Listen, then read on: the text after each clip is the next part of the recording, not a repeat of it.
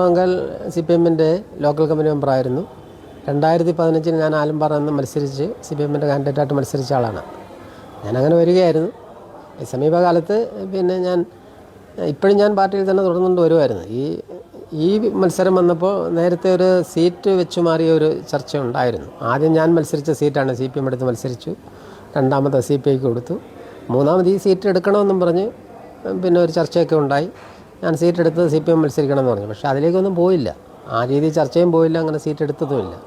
എനിക്ക് മത്സരിക്കാനായിരുന്നില്ല, CPM എടുക്കണമെന്നാണ് ഞാൻ പറഞ്ഞിട്ടുള്ളത്. അല്ലാതെ എനിക്ക് മത്സരിക്കാനെന്ന് ഞാൻ പറഞ്ഞിട്ട് ഒരിക്കൽ പോലും പറഞ്ഞിട്ടില്ല. അതിലൊക്കെ എനിക്ക് മാനസികമായ വലിയ വിഷമമുണ്ട്. ഞാൻ 82 മുതൽ CPM-ന്റെ പാർട്ടി മെമ്പറാണ്. ഇക്കാലം വരെ അങ്ങനെയാണ്. അങ്ങനെ എന്നെ ഈ വഴിക്ക് നയിച്ചുകൊണ്ട് പോകാറുണ്ട്. പിന്നെ പ്രാദേശികമായിട്ടുള്ള ചില പ്രശ്നങ്ങളൊക്കെ ഉണ്ട്. എനിക്ക് ഇതൊക്കെ ഉണ്ട്. ലോക്കൽ കമ്മിറ്റി മെമ്പറാണെങ്കിൽ പോലും എൻ്റെ പ്രദേശത്ത് ഞാൻ എൻ്റെ സ്വന്തം താമസിക്കുന്നിടത്തല്ല ഞാൻ ചാർജുള്ള, തൊട്ടടുത്തൊരു വാർഡില്ല.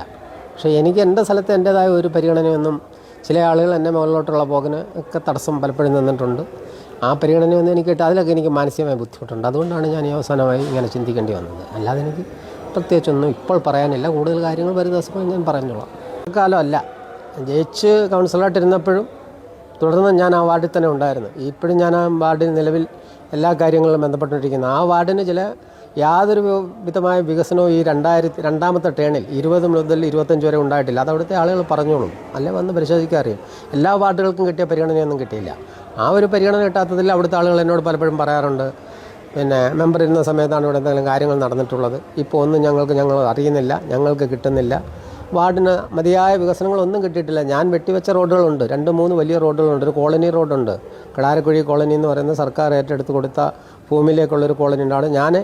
എൻ്റെ കയ്യിൽ നിന്നും പൈസ എടുത്ത് അന്നത്തെ ഒരു ആളുടെ പേര് ഞാനിപ്പോൾ ഓർക്കുന്നില്ല, സാറ് കൂടി തന്ന പൈസ കൊടുത്ത് 35,000 രൂപയ്ക്ക് ഞാൻ തന്നെ JCB വിളിച്ച് വെട്ടി. അതിലൊരു പണിയും ചെയ്ത് അവർക്ക് കൊടുക്കാൻ പറ്റിയില്ല. അവരൊക്കെ എന്നോട് വളരെ ഖേദമായിട്ടാണ് പറയുന്നത്. ഞങ്ങൾ പരിഗണിക്കുന്നില്ല, അവർക്ക് റോഡ് ചെയ്ത് കൊടുക്കണ്ടേ, അവരൊക്കെ മിച്ചഭൂമിയിൽ താമസിക്കുന്നവർ, അവരൊക്കെ ഇക്കരെ പറഞ്ഞാൽ കാട്ടിൽ കൂടെ വേണം വരാൻ. അപ്പോൾ അത് ബുദ്ധിമുട്ടാണ്. പിന്നെ ഒരു റോഡ് ഞാൻ ആ ഭാഗത്തുനിന്ന് വെട്ടി, ഈ നെടുങ്കുളം ഭാഗത്തുനിന്ന് വെട്ടി പണയിൽ തുമ്പേത്തുപാറ വന്ന് കണ്ടാൽ മനസ്സിലാവും, കൊണ്ടുവച്ചിട്ടുണ്ട്. അതൊരു ഏലാ റോഡാണ്, അത് പലർക്കും അറിയാം. അതിലങ്ങ് ഒന്നും ചെയ്യാൻ പറ്റിയിട്ടില്ല, ഒരു പണിയും ചെയ്തു കൊടുത്തില്ല, യാതൊരു പണിയും ചെയ്തു കൊടുത്തില്ല. ഒരു അംഗൻവാടി ഉണ്ടായിരുന്നു, ഞാനത് അവിടെ ഒരു പഴയ കെട്ടിടത്തിൽ കിടന്നത്, അത് പിന്നെ നമ്മുടെ വേറൊരു കടയിലേക്ക് മാറ്റി. ഞാൻ പല ആവർത്തി പറഞ്ഞു, ഒരു സ്ഥലം കണ്ടെത്തി ഒരു അംഗൻവാടി പണിത് കൊടുക്കണം. ഇതൊക്കെ എൻ്റെ മനസ്സിൽ ഉണ്ടായിരുന്ന ആ വികസനത്തിൻ്റെ ഭാഗമാണ്. അല്ലാതെ എനിക്ക് എൻ്റെ സ്വാർത്ഥതയല്ല. എനിക്കിപ്പം ആരെങ്കിലുമൊക്കെ പറയുമായിരിക്കും എനിക്ക് സ്വാർത്ഥനാണ്, മത്സരിച്ച് ജയിച്ച് കൗൺസിലറാവാനാണ് എന്നുള്ളതല്ല. എന്നെ ആ രീതിയിലാണ് അവിടുത്തെ ജനങ്ങൾ ആലമ്പാറക്കാരെന്നെ കണ്ടിട്ടുള്ളത്. ഞാൻ എന്നും അവരോട് കടമപ്പെട്ടവനാണ്. എക്കാലവും അവരോട് എനിക്ക് ആ ബന്ധമുണ്ടാവും, സ്നേഹമുണ്ട്. അതാണ്. അല്ലാതെ എനിക്ക് പ്രത്യേകിച്ച് ഇപ്പോൾ പറയാനൊന്നുമില്ല. ബാക്കി കാര്യങ്ങളൊക്കെ ഞാൻ പിന്നീട് പറഞ്ഞോളും. എനിക്ക് എൻ്റെ വീട്ടിൽ വരുന്നവർക്ക് എൻ്റെ കാര്യങ്ങളോ ധനസ്ഥിതിയോ ഒക്കെ അറിയാം.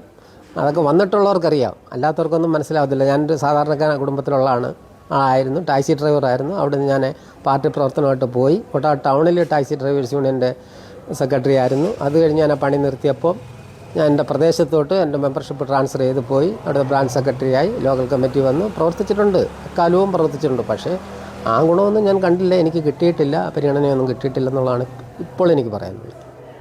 ഇപ്പോൾ കൂടുതൽ പേര് ഈ സമയത്ത് ഒരു ഇലക്ഷൻ പീരീഡിൽ ആളുകളെല്ലാം ചാഞ്ചാടി നിൽക്കുന്ന ഒരു സമയമാണ്. എന്തായാലും നമ്മൾക്ക് കുറച്ച് ആളുകൾ വരും. നമുക്ക് കഴിഞ്ഞ കാലങ്ങളിലും എനിക്കെതിരെ അവിടെ BJP-യുടെ സ്ഥാനാർത്ഥി മത്സരിച്ചിട്ടുണ്ട്, എനിക്കറിയാം. എൻ്റെ സുഹൃത്തൊക്കെ ആയിരുന്ന ആളാണ് മത്സരിച്ചത്. അന്നും ഭേദപ്പെട്ട വോട്ട് പിടിച്ചു. രണ്ടാമത്തെ ടേണും വലിയ കുറവ് വന്നിട്ടില്ല. അപ്പോൾ ആളുകൾ അവിടെ ഉണ്ടോയെന്ന് ഞാൻ മനസ്സിലാക്കുന്നു. കഴിഞ്ഞ കാലം അവരുടെ പ്രവർത്തനം വെച്ചുകൊണ്ട് കുറച്ച് വോട്ടുകൾ കൂടി കിട്ടും, വിജയസാധ്യത ഞാൻ കാണുന്നു.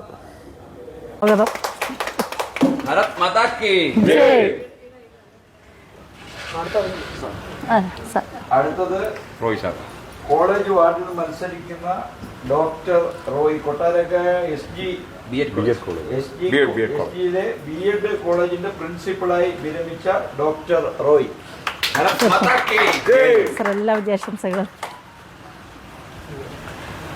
നമ്മുടെ ബാക്കിയുള്ള കുലശേഖരൻ നല്ലൂർ, ഉമേഷ് RS.